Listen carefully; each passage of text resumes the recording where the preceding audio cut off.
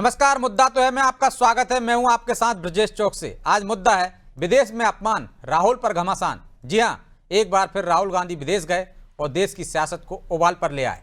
दरअसल अमेरिका गए राहुल गांधी ने इस बार चुनाव आयोग पर सवाल खड़े किए और कहा कि महाराष्ट्र विधानसभा चुनाव में चुनाव आयोग ने समझौता किया और इसी कारण कांग्रेस को हार का सामना करना पड़ा, जिस पर अब बीजेपी हमलावर है। वो इस बयान को राष्ट्र का अपमान बता रही है। खैर, विदेश में राहुल के दिए बयान ने कई सवाल भी खड़े कर दिए हैं। उन सवाल को भी हम आपके सामने रखेंगे, लेकिन पहले देखिए ये report.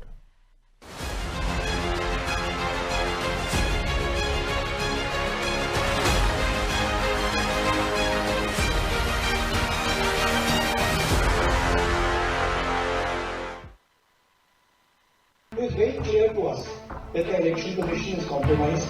It's very clear that there is something very wrong with the system. एक बार फिर राहुल गांधी ने वही किया जो वो अक्सर करते हैं। विदेशी धरती से देश की संवैधानिक संस्थाओं पर हमला बोला।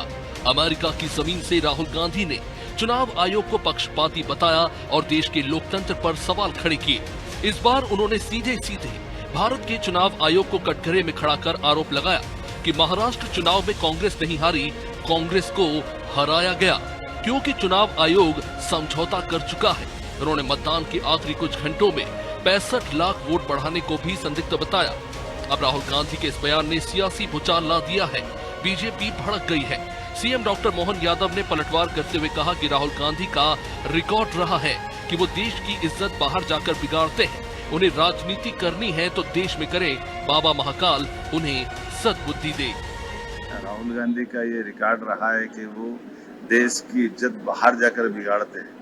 मैंने तो कहा कि बाबा महाकाल सद्बुद्धि दे। इस बार शायद वो ऐसा न करे, फिर भी अब उनके इच्छा पे है। एक चरित्र बन जाता व्यक्ति का कि हम अपने देश और देश के देशवासियों की इज्जत दुनिया में उनकी टोपी उछालने का काम न करे, उनकी इज्जत गिराने का काम न करे। राजनीति करना है तो देश के अंदर आपका प्लेटफॉर्म है, आपकी पार्टी है, पार्लियामेंट के आप माननीय सदस्य हो, वहाँ रखो, आप जो बात रखना, जैसा कहना कहिए।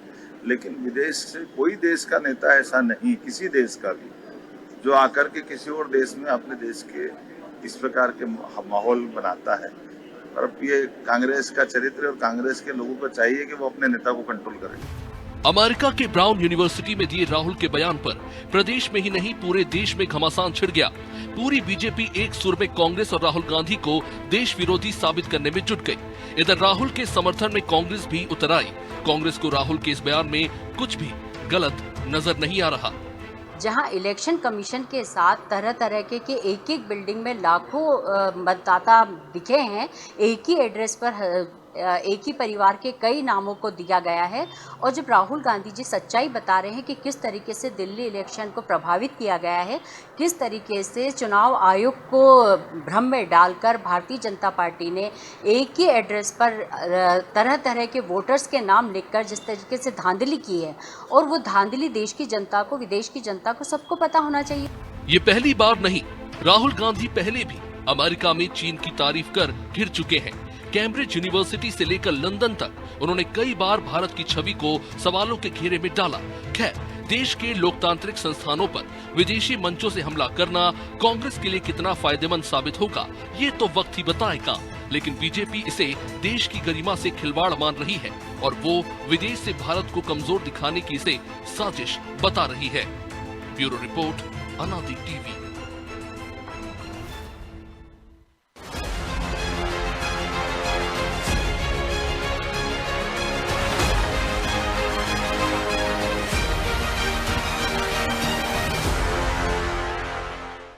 इस मुद्दे पर चर्चा शुरू करें उससे पहले वो सवाल जो जरूरी है। पहला सवाल, क्यों बार बार राहुल गांधी विदेश जाकर इस तरह के बयान देते हैं? दूसरा सवाल, क्या कांग्रेस के लिए हार के बाद देश के सिस्टम को दोष देना राजनीतिक हथियार बन गया है?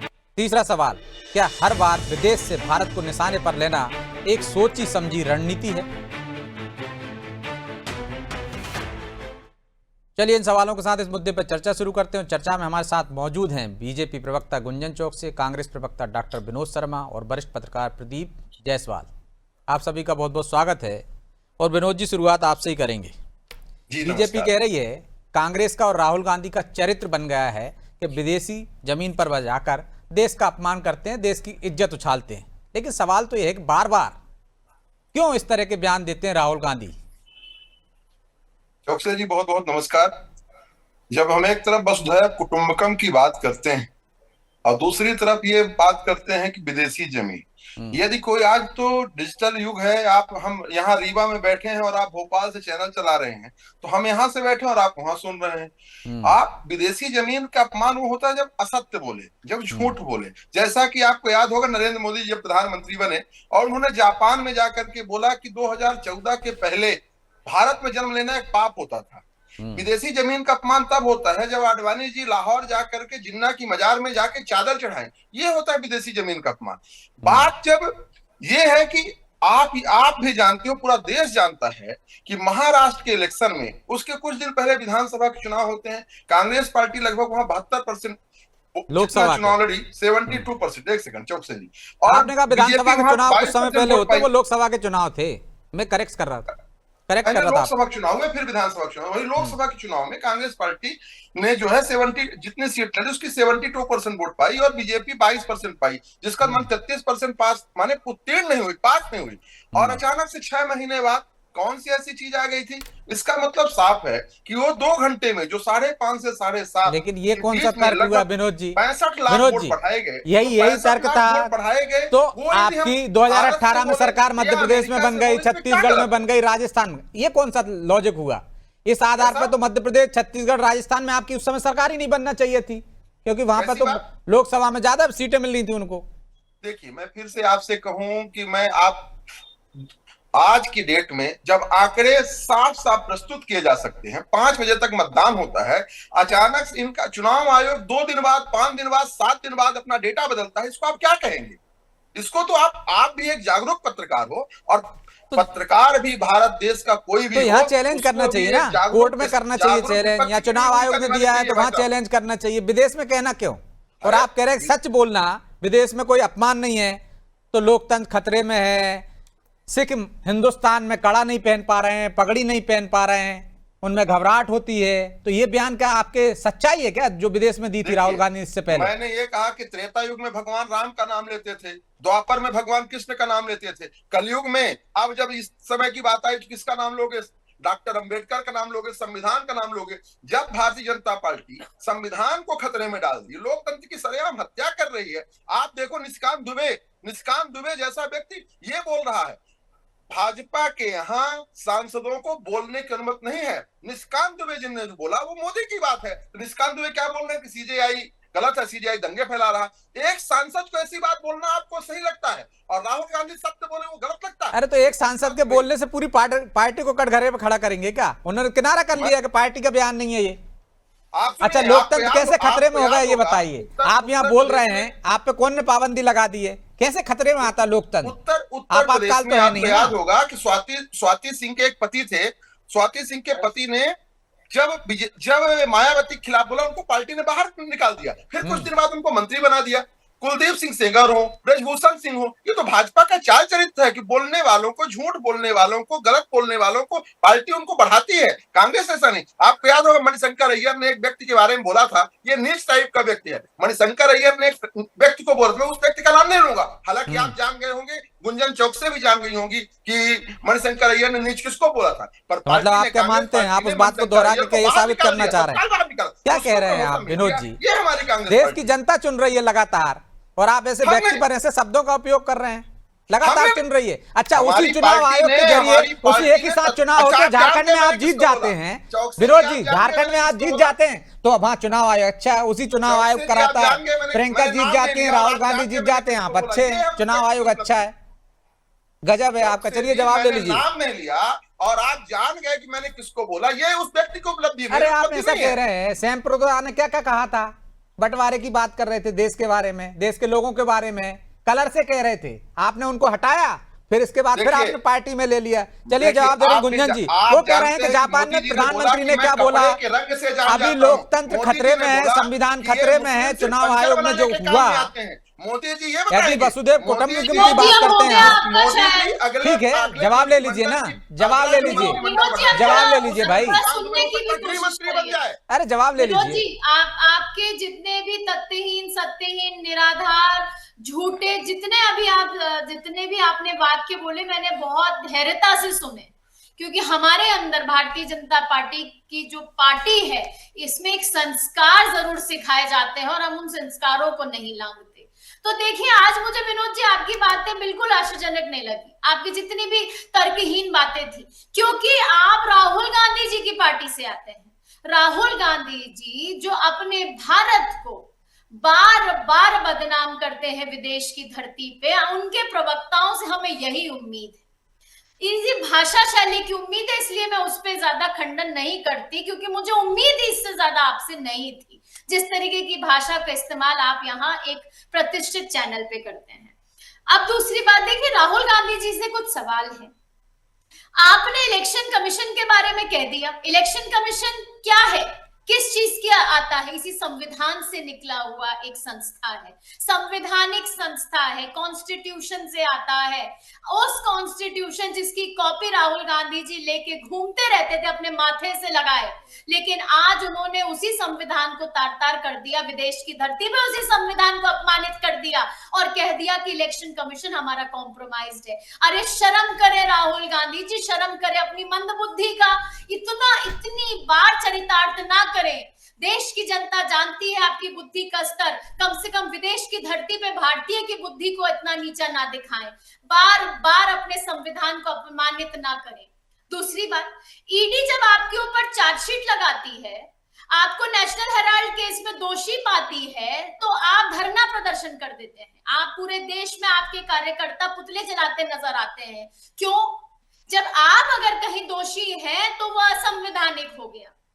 आप कहीं चुनाव हारते हैं, आपकी पार्टी कहीं चुनाव हारती है, तो वो कॉम्प्रोमाइज्ड हो गया। किस लोकतंत्र की बात कर रहे हैं आप? ये हमारे भारत का लोकतंत्र डिजिटल का दौर है पूरा ना, सबसे मजबूत लोकतंत्र कहलाता है। गुंजन जी, आपकी मंदबुद्धि का परिचय बार बार राहुल गांधी जी अब देना बंद करें। सुनिए तो, उनका सवाल तो ये है कि अब तो डिजिटल का युग है, यदि यहाँ पर वो कुछ बोल रहे हैं तो अमेरिका में भी सुन सकता है आदमी, देख सकता है, तो वहां बोल दिया। और आप तो खुद ही कहते हो वसुदेव कुटुंबकम की बात करते हो, तो फिर क्या दिक्कत है वहां बोल दिया तो? ब्रिजेश जी, ये तर्क इतना, मैं उस शब्दों का इस्तेमाल नहीं कर सकती, लेकिन ये इस तर्क का था कि इसमें मुझे जवाब नहीं देना। आप धरती जो भी हो, इनका कहना है बुराई हम भारत की मतलब कहीं भी कर सकते हैं। इनका तो ये डिफेंस आ गया कि भारत में बैठ के बुराई जब हम कर लेते तो विदेशों में तो करने का हमें लाइसेंस है, मिला हुआ है। इनका तर्क तो ये आया था कि अरे विदेश है तो क्या, भारत की बुराई तो मंदबुद्धि व्यक्ति करेगा ही, चाहे भारत में बैठा हो चाहे विदेश में। ठीक है विनोद जी, से आधार पर तो घर की बुराई है ना, घर के झगड़े आपको सड़क पर करना चाहिए। चौकसे जी, मैं सिर्फ इतना ही बोलूंगा कि जैसे ही भारत देश में नरेंद्र मोदी जी प्रधानमंत्री बने, शायद कुंजन जी को याद न होगा, वो जापान की यात्रा में जाते हैं और बोलते हैं मुझे तरस आता है इस भारत देश में जन्म ले, 2014 के पहले जो जन्म लेता था उनको तरस आता है। ये है देश की बुराई करना, देश की बुराई ये करना। कुंजन जी देखिए, मैं आप बोली पे चुप रहा, अब आप चुप रहिए। अब आप, जो पार्टी ही गोडसे की विचारधारा की पार्टी हो, उस पार्टी के बारे में महात्मा गांधी की विचारधारा की पार्टी को, विनोद जी, ये तो भारत का दुर्भाग्य है। विनोद जी, पार्टी इस समय विनोद जी, कोई रोल नहीं निभाया, विनोद जी, देश के संविधान और शिक्षा का कोई रोल नहीं निभाया। अच्छा चलिए, पार्टी ठीक है, पर इसका कोई मैं कह नहीं सकता। उन्होंने कहा है कि ये हालात हैं। चलिए, आपने प्रधानमंत्री को कहा, तो इससे क्या आपको मौका मिल गया है कि हर बार आप कहें? एक बार नहीं, ऐसे एक मैं आधा दर्जन गिना सकता हूं। देखो, मार्च 2023 में ब्रिटेन में क्या कहा उन्होंने, लोकतंत्र खतरे में है, जांच एजेंसियां पर कब्जा हो गया।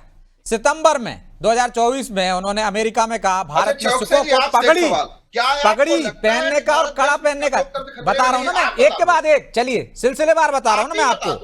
आप अनादि टीवी के और वरिष्ठ पत्रकार हो, आपको लगता है ये लोकतंत्र खतरे में नहीं है? आप बताओ। अरे तो यहाँ लड़ाई लड़ो ना, कहाँ लोकतंत्र खतरे में? उसी लोकतंत्र में आप बोल रहे हो, मुझे तो खतरा नहीं दिख रहा है। क्या खतरा है बताइए, आप ये बताओ, बताइए क्या खतरा है? जो आप कह सकते हो वो कह रहे हो। आप प्रधानमंत्री को लेकर कैसे शब्दों का प्रयोग कर रहे हैं? लोकतंत्र खतरे में दिख रहा है आपको? पूरा सुन नहीं पाया ना, मैं राहुल गांधी का सिलसिलेवार बता रहा था, इसलिए आपको दिक्कत हो गई ना। ठीक है, चलिए मैं लौट रहा हूँ आप दोनों के पास। ठीक है, लौट रहा हूँ, भाजपा में आए, गंगा की तरह पवित्र, ठीक है। प्रदीप जी, क्या कांग्रेस के लिए हर बार देश के सिस्टम को दोष देना राजनीतिक कोई एजेंडा है? किस मकसद से वो इस तरह से बार बार विदेश में जाकर ऐसे बयान देते हैं? क्या कोई रणनीति है? क्या फायदा है इससे कांग्रेस को? चौकसे जी, आप देखिएगा कि राहुल गांधी ने ये कोई पहली बार नहीं कहा। आप भी बता रहे थे कि विदेशों में 2017 से लेकर अब तक इस तरह के कई बार बयान दे चुके हैं, जिससे कि देश की छवि जो है खराब होती हुई नजर आ रही है और देश की छवि को भट्टा लगाने का काम कर रहे हैं। राहुल गांधी अब उस दौर में भी नहीं है कि वो नादान कहे जा सके या लड़कपन कहा जा सके उनका।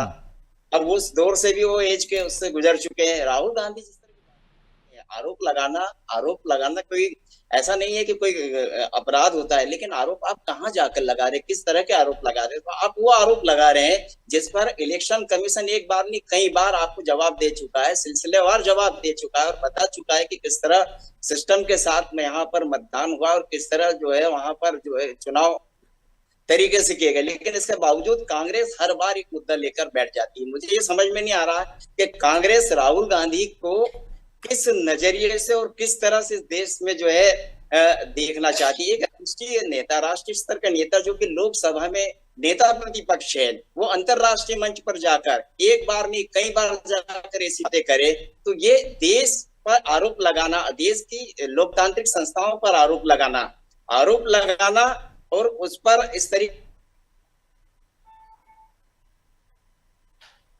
और इस देश की ये लोकतंत्र में और कांग्रेस को भी समझना पड़ेगा।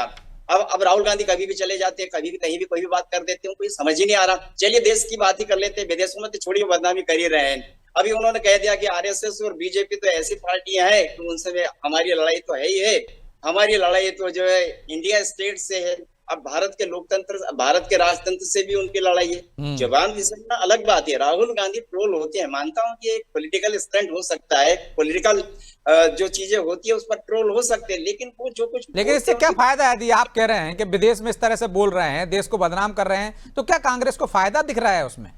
कांग्रेस को अगर फायदा होता है तो आप देख लीजिए कि कांग्रेस 3 स्टेट आंध्र प्रदेश, तेलंगाना और जो है कर्नाटक तक सीमित नहीं रह जाती। अगर वो ये कहते हैं कि ये कहते हैं कि चुनाव आयोग जो है गड़बड़ी कर रहा है, तो उसी चुनाव आयोग की बदौलत 2024 में लोकसभा के चुनाव में वो खुद सोनिया गांधी जी और प्रियंका गांधी जी चुनकर आई और 99 इनके सांसद आए और आज ये 10 साल के बाद नेता प्रतिपक्ष हुए हैं। उसी लोकतंत्र की खातिर 2018 में इनको जो है नेशनल हेराल्ड केस में जो जमानत मिली है, बेल पर मिली है, वो इसी लोकतंत्र और इसी लोकतांत्रिक व्यवस्था के कारण मिली कि आज संसद में खुलकर बोल सकते हैं।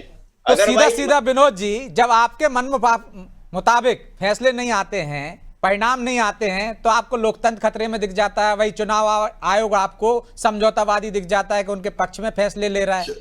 जब वो आपके पक्ष में फैसले आते हैं, परिणाम आते हैं, तो आपको बहुत अच्छा लगता है। देश में जाकर क्यों देश का ऐसी बात नहीं है। देश की मीडिया को यह पूछना चाहिए, देश की मीडिया को यह पूछना चाहिए कि महाराष्ट्र के विधानसभा चुनाव में 5:30 बजे के बाद 65 लाख वोट कैसे बढ़े? पूरा देश की मीडिया ने तभी पूछ लिया भाई, तभी जवाब आ गया उसका। आप जो आज जाके बोल रहे हो, वो पहले पूछ लिया उसी दिन। जिस व्यक्ति ने ट्विटर को बनाया, उस व्यक्ति ने कहा कि हाँ वास्तव में ईवीएम में गड़बड़ी हो सकती है। तो हो सकती है तो प्रूफ कर दीजिए ना। 2 बार कोर्ट ने कह दिया, चुनाव आयोग ने कर दिया, प्रूफ क्यों नहीं करते आप? सांसद नहीं है और राज्यसभा के सांसद है। अब देश का दुर्भाग्य है कि अब कोई व्यक्ति कैसे भी पत्रकारिता कर लेगा, कहीं से भी वो करके, ये देश का दुर्भाग्य है। पर देश का दुर्भाग्य तो ये भी है कि नादान से आज तक समझदार नहीं हुआ व्यक्ति, इसलिए कुछ भी जाकर बोल रहा है। अभी एक सिलसिलेवार आप बताइए, आपातकाल लगाने वाले लोकतंत्र खतरे में नहीं था। नादान कौन है? आपके पास कोई जवाब नहीं रहता, तो सवाल है ना। ज्ञान में तरस आ रहा है। हाँ, आपके ज्ञान पर तरस आ रहा है मुझे। तैयारी करके आया करे थोड़ा। आपका ज्ञान बहुत अच्छा है ना, आपका ज्ञान समझ में आ रहा है मुझे। तो जाके चैलेंज किया था, जब ठीक क्यों नहीं किया? जाके चैलेंज किया था, तब आप ईवीएम को हैक करके दिखा देते विनोद जी। आपके ज्ञान पर तरस आ रहा है, डॉक्टर लिखा है आपने, है ना? पहले अपने नेता के बयान पढ़ के आना चाहिए था आपको। जैसे ही उन्होंने पक्ष बोर्ड में बोला कि कानून है, इमरजेंसी भी एक कानून बना के लगी, कोई ऐसी नहीं लग गई। और इस देश को जानने की जरूरत है। सुबह सुबह वो व्हाट्सएप यूनिवर्सिटी नागपुर से आ जाता है, वही पढ़ के भाई आपातकाल के बाद जब चुनाव होते हैं, मशीनरियों का किस तरह से दुरुपयोग होता है, तब लोकतंत्र खतरे में नहीं है। राजीव गांधी की हत्या हो जाती है, चुनाव स्थगित हो जाते हैं, तब लोकतंत्र खतरे में नहीं है। वो चुनाव आयोग बहुत अच्छा था। देश के संविधान को जानने की जरूरत है, देश को जानने की जरूरत है, गांधीवादी विचारधारा चलेगा, गोडसेवादी विचारधारा, ये जानने की जरूरत है। मीडिया में तो मतलब आपके नेता सही बोल रहे हैं, लगाते हैं, बिल्कुल सही बोल रहे हैं, बिल्कुल सही। जितने आज तक उन्होंने बयान दिए सब सही है, क्या नादानी है उनकी? कोई नादानी जो नहीं। विदीप जी कह रहे हैं नादान है, अब तक कोई अब तक अकल नहीं आई है, सीधे सीधे कह रहे हो। एक अनपढ़ राजा बैठा है, उस अनपढ़ राजा जिसको आपको याद होगा कोरोना के समय नमस्ते ट्रंप कह रहा था और बिना बुलाए अमेरिका चला गया, वही अरे कम से कम देश विरोधी लोगों से तो नहीं मिलता ना जाके। भारत देश के नागरिकों के साथ एरिया बना। अरे आप बात करो, मैं तो चाहूंगा चौक से जी आप बात करो कि भारत के पासपोर्ट की वैल्यू कितनी हो गई, 148वें नंबर में चला गया। कब ये आप एजेंडा चलाओगे? ये है भारत देश की बेइज्जती कि भारत देश की पासपोर्ट की कीमत 148वें नंबर में चलेगी। ढाका एक छोटा सा, घाना एक भारत छोटा देश की इसमें इज्जत है क्या? आप देश विरोधी लोगों से जाकर विदेश में मिल रहे हैं, इससे आपकी इज्जत बढ़ जाएगी भारत की। देश विरोधी लोगों से मिलते हैं अमेरिका में जाकर राहुल गांधी, इज्जत बढ़ाते हैं। लोकतंत्र खतरे में है देश में, जिसमें आप चिल्ला चिल्ला के प्रधानमंत्री तक को गालियां दे रहे हो, तब अच्छा है, तब लोकतंत्र खतरे में दिख रहा है आपको। सब कुछ यहाँ कह सकते हो आप, संसद के सदस्य हो आप, नेता प्रतिपक्ष हो, यहाँ अपनी बात रखनी चाहिए अपने लोगों में। क्या अमेरिका के लोग जिता देंगे आपको यहाँ के? ये बताओ, यहाँ जिता देंगे क्या? अपने लोगों के बीच में कहो, उनको समझाओ, तब जाके आपको वोट मिलेंगे ना। विनोद जी, चौकसे जी आपने सुना कि मोदी जी को किसी यूनिवर्सिटी में बुलाया गया हो? मोदी जी को किसी यूनिवर्सिटी में क्यों नहीं बुलाया गया? क्योंकि हर यूनिवर्सिटी जानती है कि अनपढ़ और कमजोर व्यक्ति है, अनपढ़ कोई यूनिवर्सिटी में नहीं बुलाया जाता, तो अनपढ़ थोड़ी जाएगा। एक पढ़ा लिखा एक स्कॉलर व्यक्ति यूनिवर्सिटी में जाकर संबोधन करेगा। और देश की जनता चलिए अच्छा है, ऐसे पढ़े लिखे से तो अनपढ़ होना ही ज्यादा बेहतर है। ठीक है, माफी चाहता हूँ, चर्चा को विराम देना होगा। आप तीनों का बहुत बहुत धन्यवाद।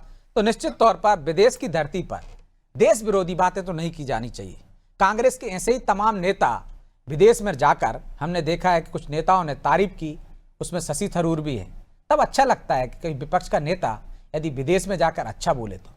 लेकिन देश की विरोधी बातें करना, देश विरोधी लोगों से मिलना, ये क्या कांग्रेस नेता खासकर राहुल गांधी की आदत बन गई? ये किसी रणनीति का हिस्सा है? और इसे देश के लोग कैसे लेते हैं तो आने वाला समय बताएगा। बहरहाल मुद्दा तो है, मैं इतना ही, मुझे दीजिए इजाजत और आप देखते रहिए अनादि टीवी। नमस्कार।